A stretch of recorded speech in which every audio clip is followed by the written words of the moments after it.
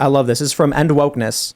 They say Walgreens in Chicago unveils anti-theft store in response to shoplifting. There are only 2 aisles in the entire store. Everything else needs to be ordered at a virtual kiosk. Look at this.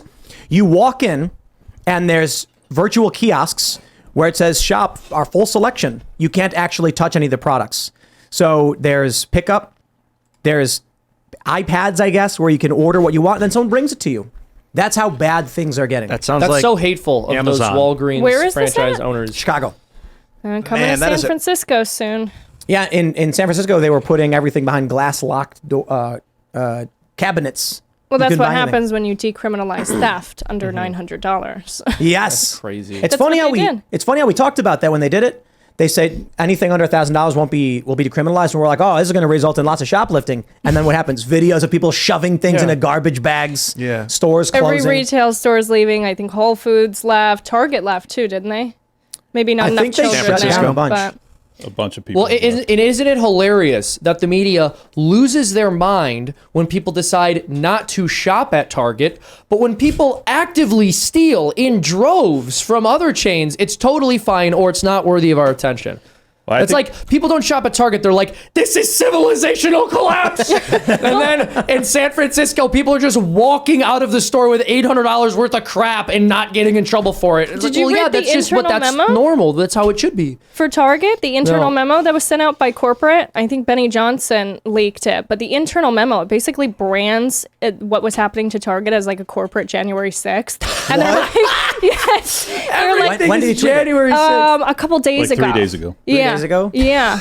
And they basically branded us a corporate January 6th. They're like, we're at risk. Please move all the gay displays somewhere else to the back of the store. Yeah, because their employees were at risk because of the rainbow displays and your non-binary baby onesies, but not when people are shoplifting and burning down the stores in 2020. Also, correct me if I'm wrong, but I don't think the problem on January 6th that everyone was clutching their pearls and freaking out over was that conservatives weren't going inside, right? Like this is literally people saying, we're not going to enter your building. They're like, this is just like the time you trespassed all over again. I trespassed when the cops were opening the doors for you. And I gotta extrapolate this out to the real estate market because I think people are really sleeping on the commercial real estate market. This is horrific for commercial businesses. Oh yeah, and commercial real estate. Like, who is going to be filling those vacancies in San Francisco? You'd have to be out of your mind. Take a look. Let's add more to it. This is from Yahoo.com. Fortune, all hell is going to break loose. Property titan and Shark Tank star Barbara Corcoran says Elon Musk is right about commercial office space. Well, there you go. Elon said it's going to collapse. And Corcoran said, in fact, it's going to be a bloodbath, echoing the statements of Elon Musk as commercial real estate is melting down fast. Yeah, nobody wants to be in a city where people are pooping in front of your store and then stealing your stuff. But think about this. Now, just imagine for a moment. This is just me speculating. Who knows if this is the way things go. But here's a potential that opens up here. What if wealthy people who are more connected to political leaders and the kinds of laws that they implement get word ahead of time of the fact that the Democrats are sick of what's happening and are going to start promoting tough on crime policies and repealing these laws? So now when the real estate has hit rock bottom, you buy that property up, new laws are implemented where law and order is actually upheld, and that property value goes way up. I am very curious if they do ever turn this around, because they have to in order to save these cities, who's going to end up holding all of the property that's being devalued right now. I'll tell you the problem. Yes, BlackRock. They're going to try and State get in Street, on it. BlackRock's going to buy a lot of, but I'll tell you the big issue is why would I want to buy the dip? You can tell me that. Why would I want to locate in San Francisco? Because so I hear you that we wouldn't want to, but if you're a venture capitalist and you know political leaders who assure you law, I understand. I'm saying BlackRock will buy it up, and the problem is us knowing about it won't matter because anybody who's aware of how the Democrats operate is not going to buy it. Yeah. So it will tank the price. Then you'll get big firms like BlackRock or whoever else to buy it up, and then they own it, and the government will buy it up too. Like de Blasio was saying in New York, they're going to buy up these buildings for pennies in the dollar after their policies destroyed the market and turn them into public housing. What's really weird is that you haven't seen much softening in pricing, even with these incredible vacancies and interest rates having more than doubled on conventional mortgages. So I think that we haven't seen the real wreckage yet in the pricing. So I think people should be a little bit hesitant about jumping in feet first in the real estate. So market. you think that the real estate market's going to tank? Not actually single families, and particularly in red states like Florida, I'm actually pretty bullish on. But I think that the blue states where you've seen mass migrations of people, basically refugees like myself and Josie last night, I think that those states are in for a world of hurt. Unless the Fed pivots on their interest rate hiking, in which case maybe. Look, you can move out to a more rural area where you can get a nice house with some good land and buy some chickens with their goofy little faces, or You can be surrounded by a mob and mercilessly beaten. Yes. You choose. You choose. You can live in these cities where those Marines, we just saw those Marines get stomped out, and those kids are being charged. One of them is being charged as an adult. Mm-hmm. Marines were like, I guess, I don't know what the issue was. A fight broke out. They tried to stop it, so the kids started stomping on them. You've got the subway attacks in New York, people being pushed in front of trains. So, I mean, seriously, if we know the Democrats play dirty games, just gutting these cities, empowering and enriching themselves. I'm not saying you should completely leave, but move to the outskirts, get to the suburbs. I agree. My full recommendation is get out of the cities. Yeah. Mm-hmm. And if you can't, because of your job or your family, get as far away from the centers as possible where you can have more land. It makes me sad when people want to give up on these cities. They're like, I'm in New York City and I can't leave. You know, my family's there. My child's there. I can't leave New York City. And why would we give up on New York City where I walk down the street and there's France's Tavern, which is the tavern that George Washington was at. That is super cool. I mean, that's a big part of our history in our country. And it makes me very sad to abandon, what our country was built on. As long as you're under democratic, like actual democracy rule, then you can't win New York there. City was fantastic under Giuliani. He really cleaned that city up. And this is what I'm saying.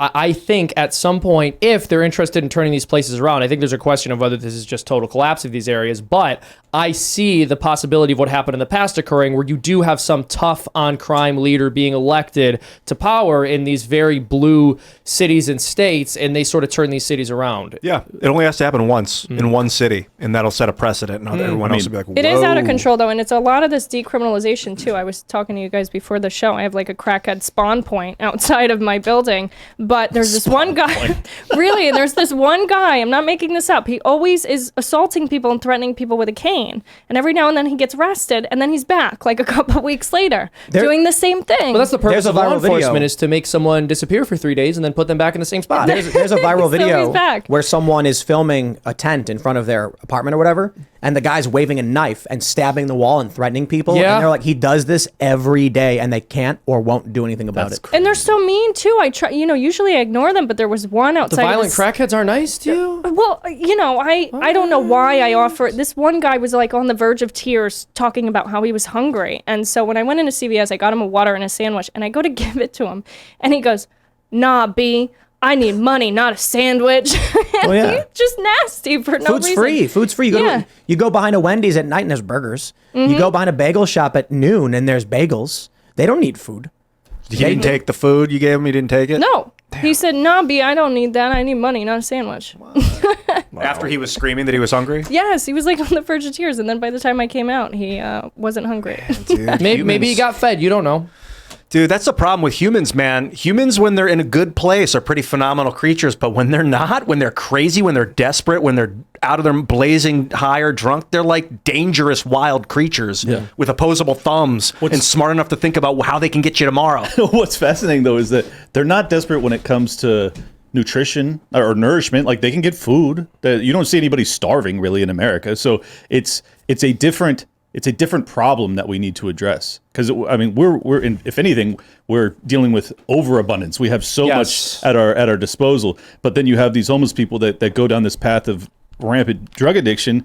And even though I'm a libertarian and I believe in decriminalization, I still don't think that you should be enabling people to just ruin the public square. I mean, granted, I don't think there should be a public square, but Well, that's the issue. They're shouldn't be a not just public square, what do you mean? decriminalizing. I don't They're think there should be giving public privately property. owned, right? Yeah, So it should the be privately property owned. I see what owner you're could say, saying. get out of this park. Privately owned by who? You mean in the literal government ownership sense, Right. versus the townspeople meet in a certain area they call public square. Yeah, you could still have a public square, but it just wouldn't be publicly owned. I want to make a point about abundance really quickly here, which is, I think that it's good to help people. It's good to try to offer them food. I think that's a very important thing to do. However, most of the poverty in the United States is a spiritual poverty. This is one thing that Mother Teresa said.